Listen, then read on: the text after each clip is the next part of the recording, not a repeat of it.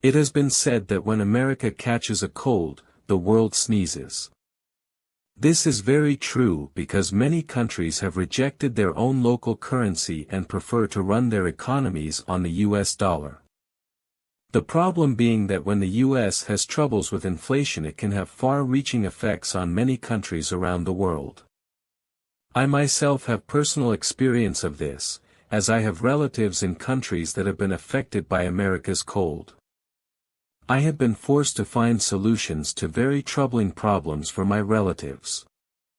I will share my solutions to the problems my relatives faced at the end of this video in case other people can benefit from the advice.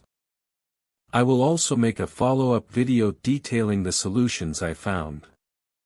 What contributes to the problem is that America is very inward-facing and is oblivious to the problems other nations must grapple with. Transactions extend to the US banking system too, which is in turn influenced by America's fiscal and monetary policies.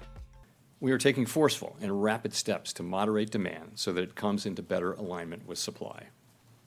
Our overarching focus is using our tools to bring inflation back down to our 2% goal and to keep longer-term inflation expectations well anchored.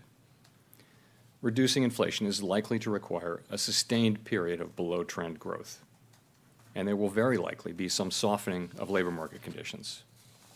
Restoring price stability is essential to set the stage for achieving maximum employment and stable prices over the longer run. We will keep at it until we're confident the job is done. When the US Central Bank, the Federal Reserve, started to raise interest rates in March 2022 to combat inflation, investors flocked to US dollar-denominated investments such as bonds and fixed deposits. The US dollar index, which weighs the USD against a basket of 6 currencies, would eventually hit a record 20-year high in September of 2022, feeding into inflationary pressures abroad.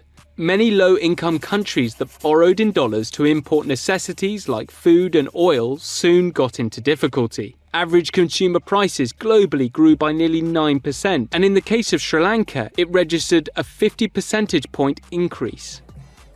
As prices increased, the dollar reserves held by these countries began to run dangerously low. Depleting reserves contributed to the worst economic crisis in Sri Lanka's history, and the resignation of the country's president. Ghana and Egypt also faced rising food prices and a flight of foreign investment out of the country.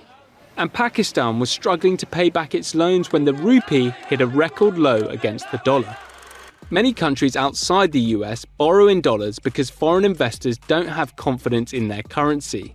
This means that when the value of the dollar strengthens, it becomes more expensive to pay back debts out of local currency revenues.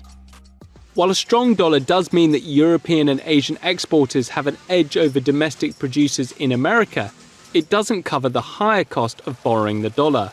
Those are just a few of the headlines that were seen when US inflation started to rise, but how I became personally affected is when the trouble started to spread to the age-old practice of sending money home to relatives in poor countries.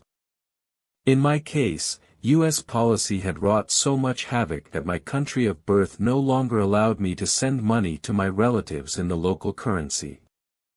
Now transfers had to be made in US dollars. The problem was that in poor countries, most people cannot afford to open a USD account. You need to have a certain amount of money in US dollars before you are allowed to open an account. So at first it seemed like the problem was insurmountable and my relatives would starve unless I traveled over to visit and gave them money in person. However, I then found a solution because the local black market traders also take advantage of digital services. The emergence of digital currencies could play a significant role in reducing the reliance on the dollar.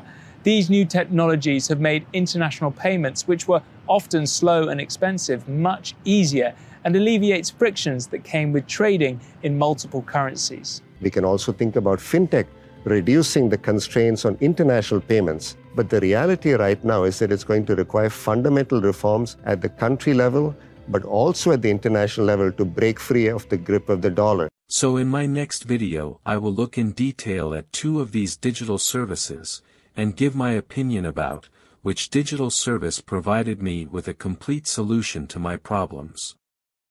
I will also look at the pros and cons of using each service.